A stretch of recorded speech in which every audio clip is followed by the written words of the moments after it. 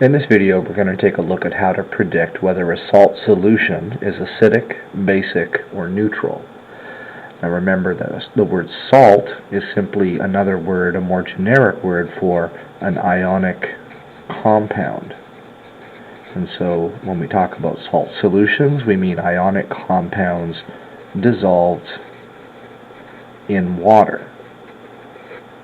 And we're going to ask, are those resulting solutions acidic, basic, or neutral? Now keep in mind that an ionic compound, a little grade 11 chemistry review, will usually, but not always, but usually start with a metal cation and then have a non-metal anion bonded with that. Sometimes it has complex cations instead of the metal cation. So when they dissolve in water, ionic compounds dissociate. Just like a strong acid or a strong base, they dissociate completely into their ions. Another word for that, you could say that they ionize completely. Because of their complete dissociation, they make good electrolytes. Remember that an electrolyte is a solution, is a substance which, when dissolved, creates a solution that conducts electricity. So anything that produces lots of ions in water will make a good electrolyte. Now you might ask, why would a salt solution be acidic or basic? Acids are acidic, bases are basic, but why would a salt solution be acidic or basic?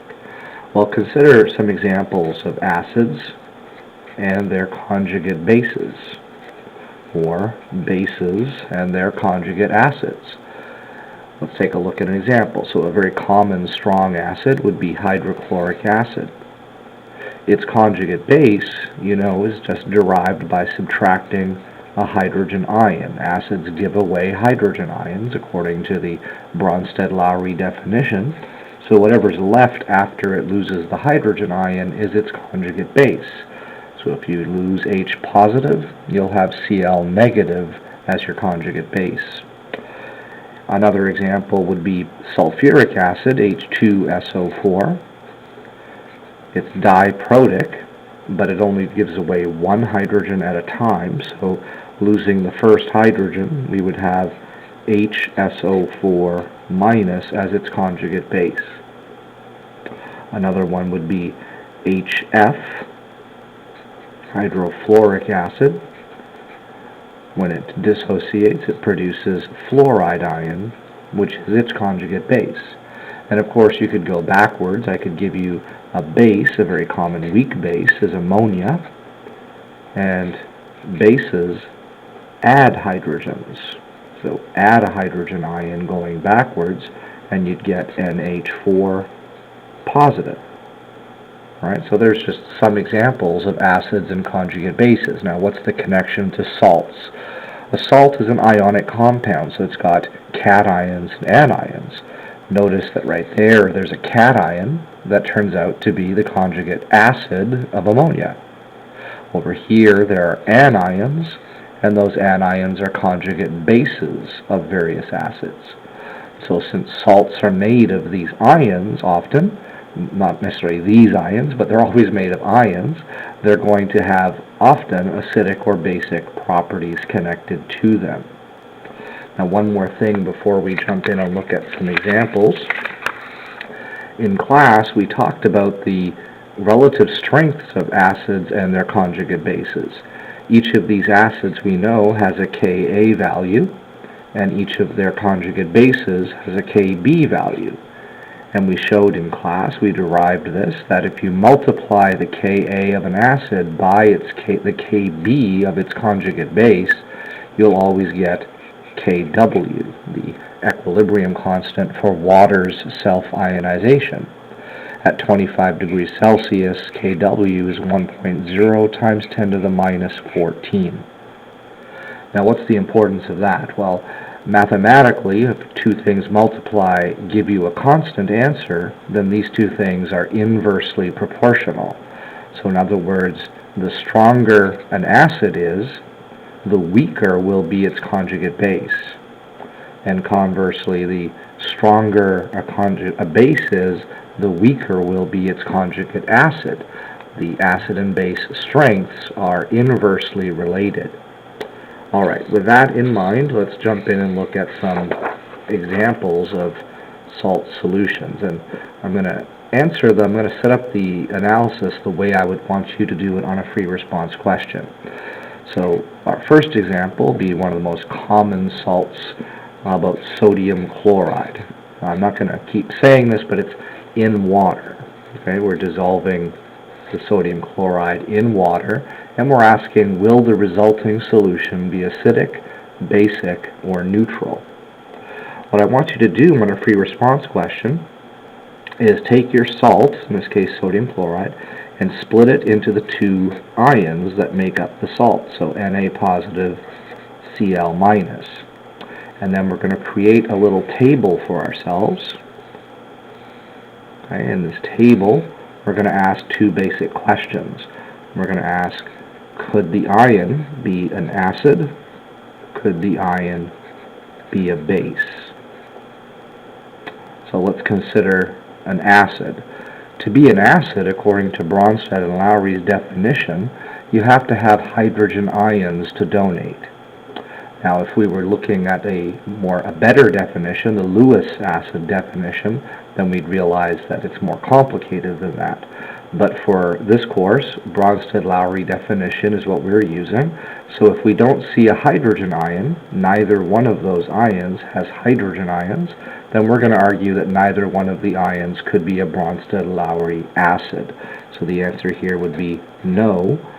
There's no hydrogen ions to donate. That same logic down here, no, there's no hydrogen ions to donate. Now if we go back and look at those conjugate acids and bases earlier, remember that something like this ion, HSO4 minus, here it was the conjugate base of H2SO4. But notice that that ion has hydrogen in it, HSO4. That hydrogen is bonded actually to one of these oxygens. So that hydrogen would be acidic. This particular substance is amphoteric. It can be both an acid and a base. So these two ions, sodium and chloride, neither one of them could be an acid. Well, what about a base? Now the definition of base is that it has to accept a hydrogen ion. And remember, hydrogens are positive, so you have to attract positively charged hydrogen ion. Would sodium do that? Well, we notice that it's a positive ion, and in the homophobic world of chemistry, two positives don't attract each other, they repel each other. So we'll say here, could sodium be a base? No, it is a positively charged ion. Will not attract H positive. Okay? So a positively charged ion does not attract another positively charged ion. So notice we can now make a conclusion about sodium ions. They're not acidic because they don't have hydrogen, and they're not basic because they're positively charged. So therefore the sodium ion is going to be a neutral ion. It will not affect the pH. What about chloride? Well, chloride's negatively charged, so automatically the answer, is it a base, is a yes. Okay, now let's be careful though. Yes, it is a base. In fact, let's be more specific. It is the conjugate base of which acid? Well, we just reviewed that. To find a conjugate acid, you would add a hydrogen to this. So it's the conjugate base of HCl. Now, why do I want to specify that? Well, let's notice something about HCl. HCl is one of the 5 or 6 strong acids on our Ka chart. So we look up it on a Ka chart, and its Ka value was large. So therefore, this was a strong acid. Well, what does that mean about its conjugate base? Well, we just saw a moment ago that the stronger the acid is, the weaker will be its conjugate base. So if HCl is a strong acid, we're going to make the following conclusion. We're going to conclude that Cl- is too weak to affect the pH. Is it a conjugate base? Yes, but it's such a weak base that it doesn't affect pH. Now, that's always going to be true for the conjugate bases of strong acids. The conjugate base of a strong acid will always be too weak to affect pH.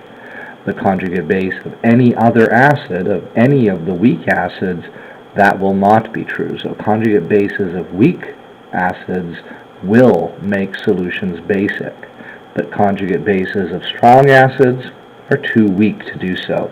So we're going to argue that since it can't be an acid, and since although it's a base, it does not affect pH, the chloride ion is also neutral. Now, if you prefer, if you prefer to be more mathematical, you could say here that the Kb is equal to Kw divided by Ka, and the Ka of HCl, the conjugate acid, was large. So we'll say divided by large. Now we can't actually pick up a calculator and do that, but we can therefore conclude that the Kb must be less than Kw. Since Kw divided by a large number is equal to Kb, Kb must be smaller than Kw.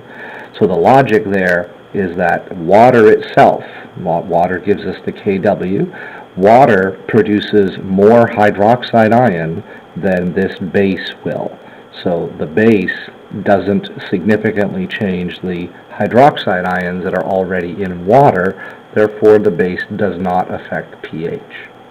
I'll be happy if you use just this qualitative reasoning, but if you prefer something more mathematical, go with that explanation. Now the last thing we want to note is that since the sodium ion was neutral, the chloride ion was neutral, we can therefore conclude, sodium chloride solution is neutral. If one of them had been an acid and the other ion had been if one of them had been an acid and the other had been neutral, then the solution would be acid. If one of them was basic while the other was neutral, the solution would have been basic. If for some reason they were both acidic, then the solution would be acidic. Of course, they couldn't both be basic because cations will never be bases. So we have a handful of possible results. All right, let's look at another example and go a little bit faster. All right, so how about ammonium nitrate? Let's try NH4NO3. Again, dissolved in water. So if you think you know what you're doing, pause the video and set up your answer the way I just showed you. So I'm going to create my little table. The ammonium cation is NH4 positive. If you don't know that, look in your data book to get the charge. And the nitrate ion is NO3 minus. So I'm going to create a little table for myself, and I'm going to ask, is the ion acidic? Is the ion basic? Well, NH4 positive, it has hydrogens to donate. In fact, it's the conjugate acid of ammonia. So yes, it is the conjugate acid of ammonia. Now, ammonia is not a strong base, right? Strong bases are things like sodium hydroxide, potassium hydroxide, magnesium hydroxide. Strong bases are salts that have metals bonded to hydroxide. So ammonia must be a weak base, and therefore the conjugate acid is going to affect pH. So yes. What about ammonium as a base? Could it be a base? The answer is no. To be a base, you have to attract hydrogen ions, and ammonium is positively charged. So we'll say positively charged ions do not attract hydrogen ions. So what's the conclusion about ammonium? Well, it's a conjugate acid, and it's not a base, so we'll conclude that ammonium is an acid. Do the same thing for nitrate.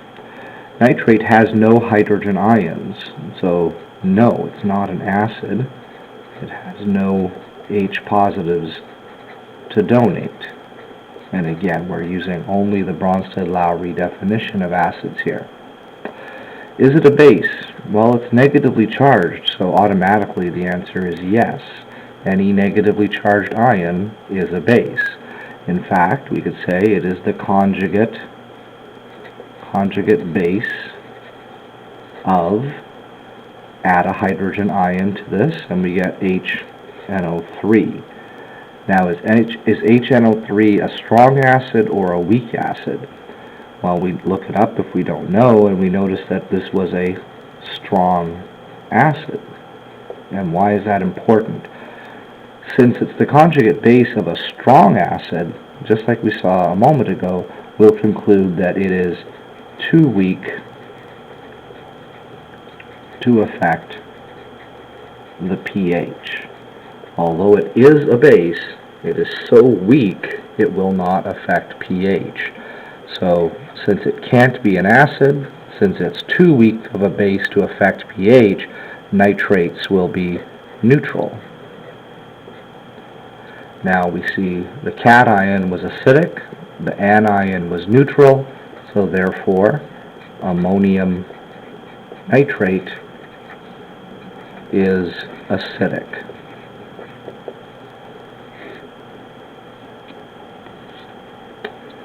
Okay, try another example, one more. How about one that's just a little bit more complicated this time? Let's try methyl ammonium nitrite, CH3NH3NO2. Now sometimes, to make it more obvious, when you have complex cations like that, they'll be put in brackets like that just to help you see what the two ions are in that complicated formula. So is this acidic, basic, or neutral in water? Well, we'll split it into the two ions. So we have the methyl ammonium ion. And on your data booklet, at the bottom of the page of the Ka charts, you see the Kb chart, and methyl ammonium is listed there as a cation. And then nitrite must be NO2 minus. So now let's create our little table, and we'll ask about each one. Are you an acid? Are you a base? Well, if you know what you're doing, try pausing the video here and answering those questions. Well, the methyl ammonium ion has these hydrogens with the nitrogen, so yes, those are acidic. Now, the hydrogens bonded to carbon are not acidic, right? Because these bonds over here are non-polar. Water would not try to take away these hydrogens. But the hydrogens bonded to nitrogen, these bonds are polar, so there will be a possibility of giving away a hydrogen there. So we'll say yes. Whoops, spell yes, right?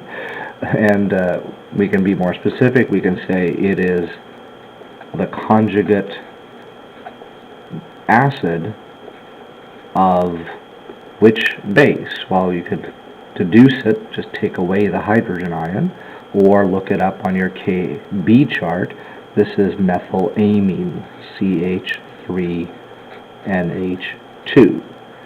And as we saw in the last example, that is a weak acid, a weak base. The methylamine is a weak base, therefore we cannot ignore its conjugate acid. Is this a base? And the answer, real quick, is no. Okay, because it is a positively charged ion, so cations do not attract hydrogen ions. To be a base, you have to accept the hydrogen ion. So this methyl ammonium ion is acidic. Okay, it has acidic properties and no base properties, so it's acidic. And what about nitrite? Well, nitrite is not an acid, has no hydrogen ions to donate. Is it a base? Well, we see it's negatively charged, so yes, it is the conjugate base of HNO2. Now, be careful, HNO3 is a strong acid, but HNO2 is a weak acid. Therefore, the nitrate ion will act as a base. It's going to make the solution basic. We cannot ignore it. So, we have a small problem. In this particular salt, the cation makes the solution acidic, but the anion makes the solution basic. What's the resulting solution going to be? Well, you might jump to the conclusion, and you'd be wrong, that it will automatically then cancel out and it will be neutral. No, that's not how you do this. What we need to do is compare Ka and Kb values. So I'm going to grab my chart of acids and bases with their constants, and we'll look up the we'll do the methyl ammonium first. Methylamine had a Kb of 4.4 times 10 to the minus 4. So let's calculate the Ka of methyl ammonium. So methyl ammonium, its Ka is Kw divided by Kb. I'll grab my calculator for this. So Kw, 1 times 10 to the minus 14, divided by the Kb value, which was 4.4 times 10 to the minus 4. And we get a Ka value, 2.3 times 10 to the minus 11. What about nitrite ions? We're arguing that they're basic, so their Kb value is Kw divided by the Ka of their conjugate acid. The Ka of nitrous acid, look at this, 4 times 10 to the minus 4. So, so 1 times 10 to the minus 14 divided by 4 times 10 to the minus 4, we're going to get an answer very close, 2.5 times 10 to the minus 11. So we have one of 3 possible results that have come up here. How do you decide whether the resulting solution will be acidic, basic, or neutral? Well, the answer is to compare the Ka and the Kb. If the Ka is larger than the Kb, the resulting solution will be acidic. If the Kb is larger than the Ka, the resulting solution will be basic. And if they're essentially equal, the resulting solution will be neutral. They'll cancel out essentially. Now, on a test, if you looked at these two numbers and argued, well, technically the Kb is bigger than the Ka and therefore it's basic, I would probably have to give that to you. However, those are essentially the same answers, aren't they? So I'm going to say here, since the Ka is approximately equal to the Kb, the solution is neutral. Okay. If a Ka here had been 10 to the minus 7 and the Kb 10 to the minus 11, then it would be very clear the Ka is larger than the Kb, and we would have argued it would be acidic. If the Kb had been 10 to the minus 8 and the Ka 10 to the minus 11, we would argue again that the Kb is now larger than the Ka, so it would have been basic. Here, they're so close, I would argue that this is a neutral solution. So there you have it. There's the most complicated type of salt solution where one ion becomes acidic, one ion turns out to be basic. To decide the resulting solution's pH, you need to compare the Ka for the acid to the Kb of that base. And whichever one's larger determines whether the solution is acidic, basic, or neutral. Alright, I'm going to stop there. I hope that helps with pH of salt solutions. There is one other situation which we haven't discussed in this video, pH for determining whether an amphoteric ion is acidic, basic, or neutral. We may discuss that in a separate video later.